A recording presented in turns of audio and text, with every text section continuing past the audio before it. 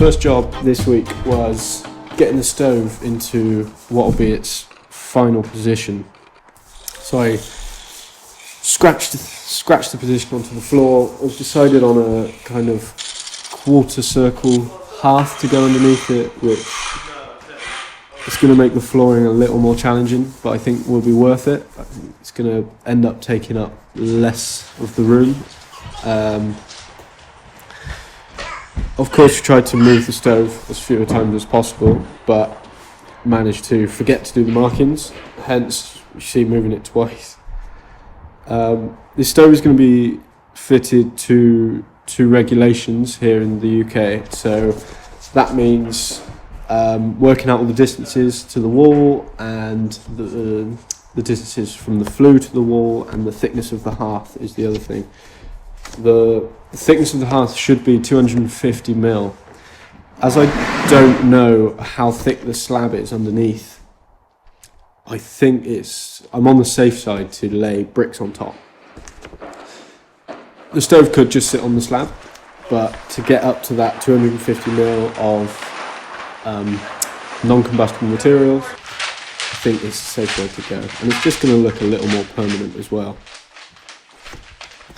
The next job was to lay out the damp-proof membrane. This is a heavyweight damp-proof. It was actually laid down much easier than I thought. It's with a few of us. I think doing it on my own would have been a bit of a fight with it, but it laid down really quickly and really easily. It's not fixed down in any way. It's just laid out, and the floor will just keep it nice and tight. I noticed some damp spots on the concrete and on the breeze blocks around the outside, around the bottom edge. So I think it's just the safe way to go. The damp proof runs up the walls slightly, so none of the timber for the floor is touching. Again, just to be on the safe side, because this isn't an insulated or damp proof slab. Once all the damp proof was nice and flat, I could start laying the stud floor.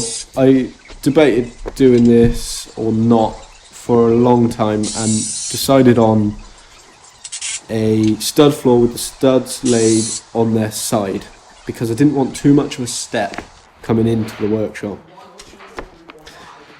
I did all the studs in about a day. It was just me that day. It really wasn't too bad. It's not like building a stud wall. They don't need to be as strong. Kind of racking strength isn't important.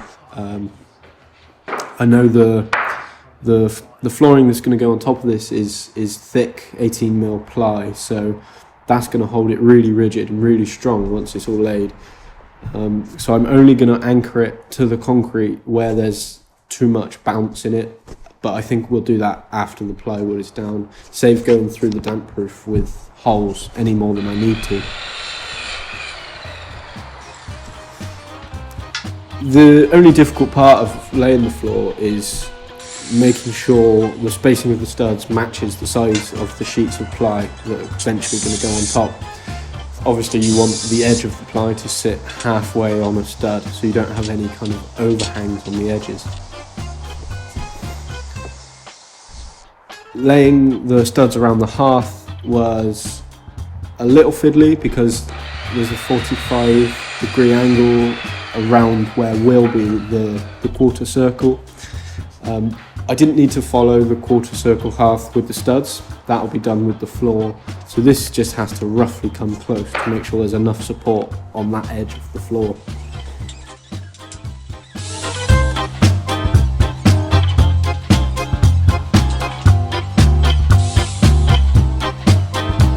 This week I went to a local shop in Marshfield to pick up all the bits for installing the stove.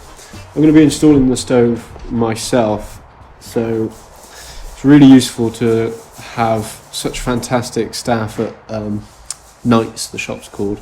They were really helpful. They advised me on everything I need. So they make all of their own flue pipes and all of the bits. Surprisingly expensive. It actually ended up costing more than the stove, all of the bits, but it's got to be done. So hopefully once I've got the hole cut, I'll be able to fit the stove. These are the bricks I decided on for the hearth. She took much more effort, more work than I thought to get them laid out in a way I was happy with. We didn't want to cut any bricks. We don't really have the means to do so properly. So I knew there was going to be a lot of gaps with laying a kind of quarter circle hearth. So we messed about with a few different patterns, me and my brother, and it ended up going on late into the night, and decided on quite a simple kind of radial layout. The front row of bricks is laid down with mortar between them, and the rest are just all laid dry onto this sand, which we just threw a little cement over the top, so it will just stiffen a little with a bit of moisture.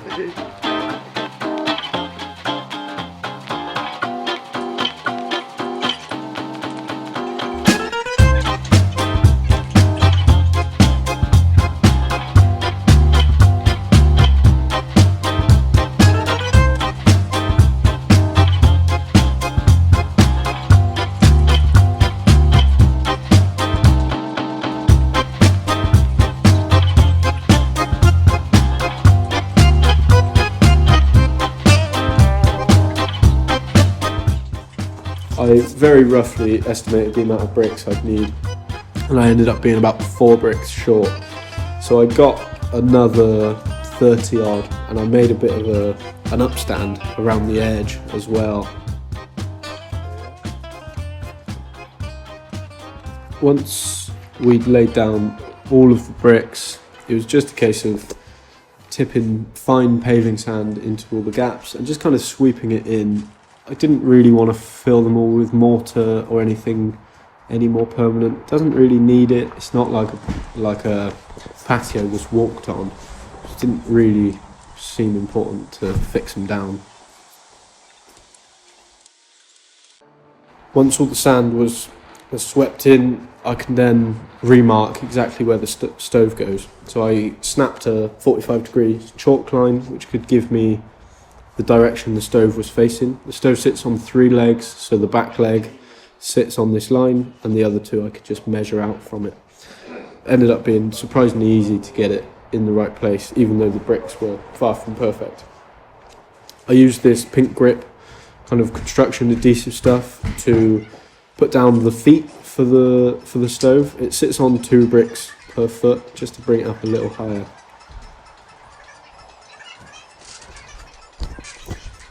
I used my plumb line to mark the location of the hole for the flue in the roof. It's surprisingly easy and can't really go too far wrong with the plumb line. The plumb line doesn't lie. If it sits in the centre of the pot on the top of the stove, then the hole's gonna be in the right place.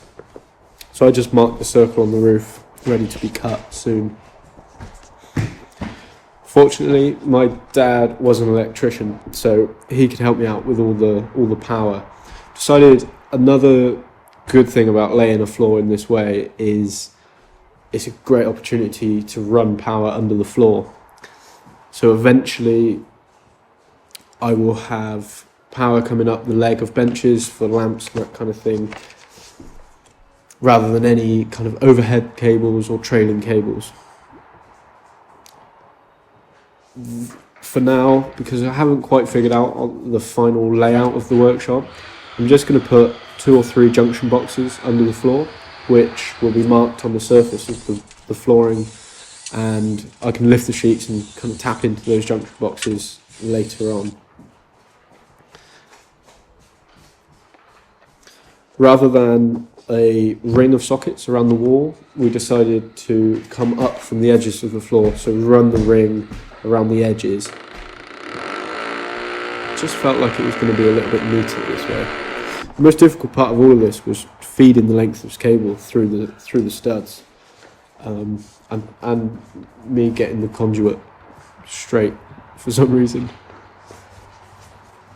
After some really good advice someone gave me on Instagram, I decided to insulate the floor.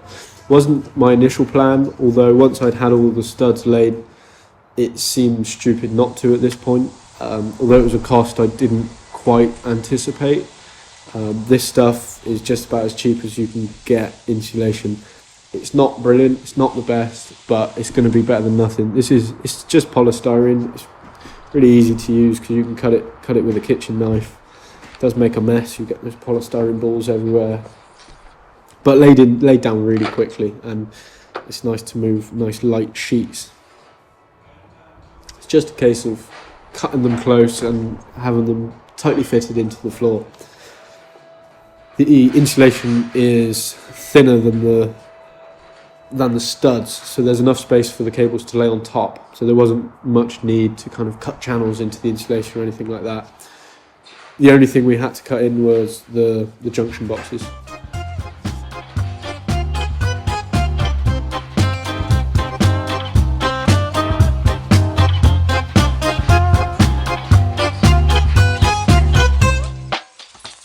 The last bit of insulation to do was the big steel door. So the big kind of industrial door I've got in both halves of the workshop, and at the moment it just feels like a big cold surface, so I wanted to insulate that as well. I used thicker insulation on this. I used 50mm insulation, but same process, just kind of tightly fit it in between the metal studs. This will eventually be overlaid with some thin ply and painted, but I actually quite like the look of the insulation for now.